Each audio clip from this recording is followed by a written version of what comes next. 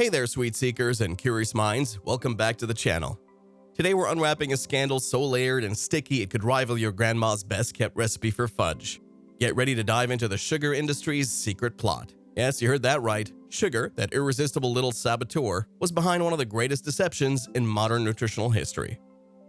Let's set the scene. Picture the 1960s, a time of rock and roll, wild fashion, and apparently a covert corporate plot that would make even Orwell's Big Brother blush. While we were busy perfecting our dance moves, the sugar industry was busy funding research that conveniently shifted the blame for heart disease from sugar to fat. It's like a plot twist straight out of a Dostoevsky novel, only with more calories and fewer existential crises. Now imagine you're in the middle of a Kafkaesque nightmare, where the system is so convoluted that you never know who or what is really in charge.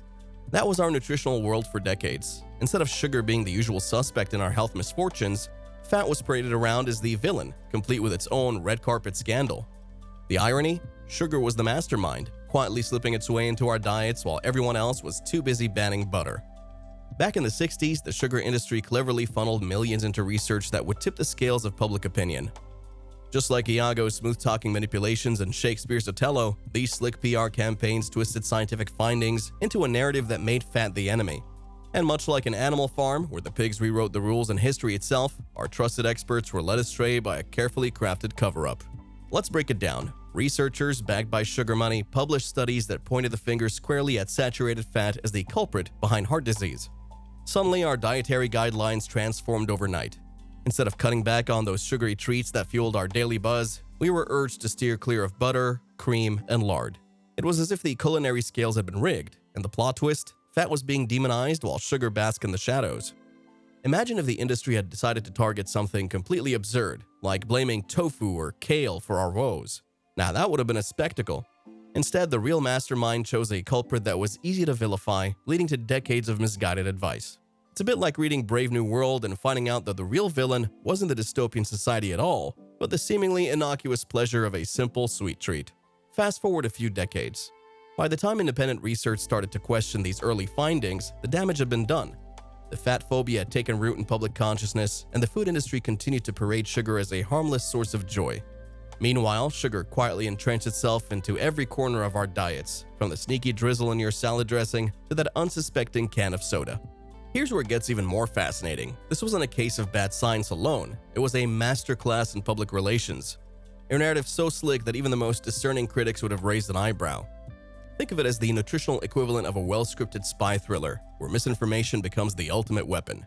Remember in George Orwell's 1984, when language was manipulated to control thought? In a similar vein, the sugar industry's strategic funding of research acted like a linguistic sleight of hand. They rewrote the rules of healthy eating by planting the idea that dietary fat was the prime suspect in chronic diseases. All the while, sugar, our sly, sweet friend, was left off the hook.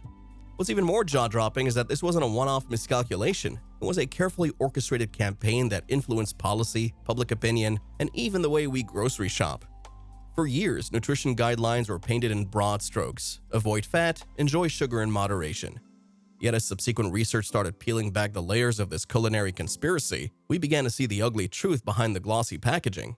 It's as if we were all unwitting actors in a tragic comedy, where the script was being rewritten behind the scenes. Early on, scientific studies funded by the sugar industry effectively sidelined emerging evidence that implicated sugar in a host of metabolic miseries. They pointed to fat as the culprit for heart disease, and suddenly, bacon and butter were put on the endangered species list of food groups. Meanwhile, sugar marched on, sweetly adding itself to our morning coffee and tempting us with every dessert menu.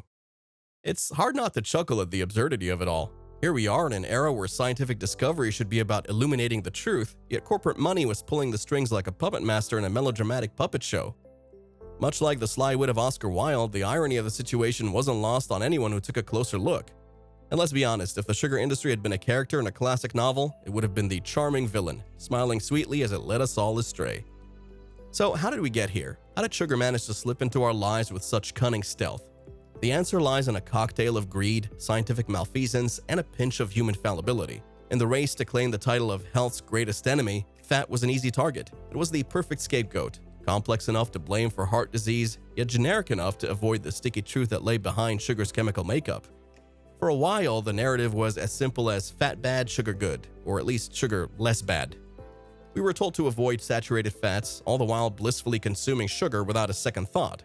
And then, as more independent studies emerged, the veil began to lift. Researchers started showing that sugar wasn't the innocent bystander after all. It was actively contributing to obesity, diabetes, and heart disease.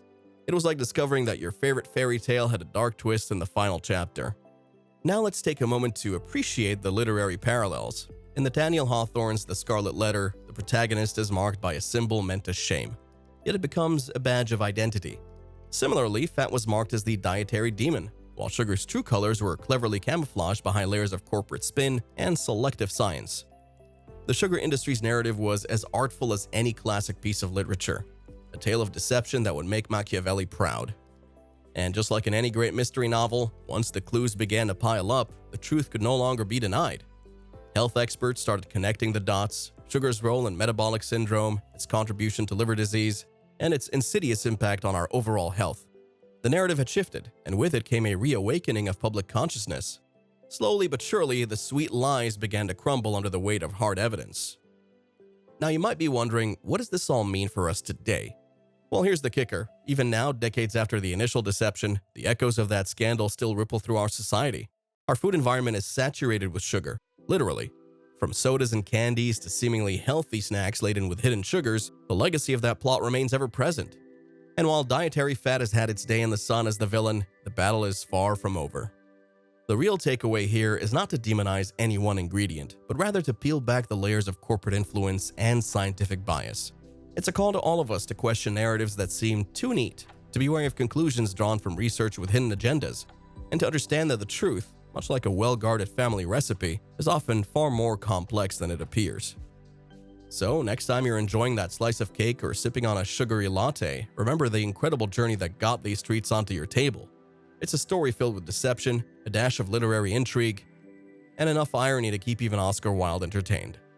And while it might be tempting to simply blame fat for all our health woes, the real story is a reminder of the importance of transparency, critical thinking, and, dare I say, a little healthy skepticism.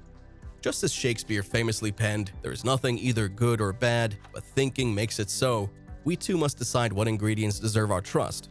The sugar industry's secret plot may have once rewritten the narrative of health, but with every new study and every thoughtful bite, we're reclaiming the truth. In the grand saga of our food history, this chapter is a striking example of how industry, science, and public policy can intertwine to create a recipe for confusion. It's a reminder that in the world of nutrition, as in literature, the most compelling stories are rarely as simple as they first seem. They're filled with twists, turns, and the occasional unexpected hero. Sometimes that hero is you, the informed consumer, armed with knowledge and a dash of skepticism. Before we wrap up, let me leave you with this thought. The next time you read about a breakthrough in nutrition or a new dietary guideline, take a moment to consider the backstory. Who funded the research? What interests might be lurking behind those glossy headlines? And most importantly, how does the narrative compare with the full, deliciously complex picture of what we eat? That's it for today's deep dive into one of the most fascinating and sweetly deceptive chapters in modern health history. If you enjoyed this exploration into the sugar industry's secret plot, give this video a thumbs up, share it with your fellow food detectives, and don't forget to subscribe for more eye-opening tales that blend science, history, and a healthy dose of humor. Thank you for joining me on this journey through time, literature, and the hidden layers of our daily diets. Until next time, stay curious, stay critical, and maybe, just maybe, enjoy that slice of cake a little bit wiser. And remember, in the grand narrative of nutrition, always keep questioning, because sometimes the sweetest secrets are the ones hidden in plain sight. See you in the next video.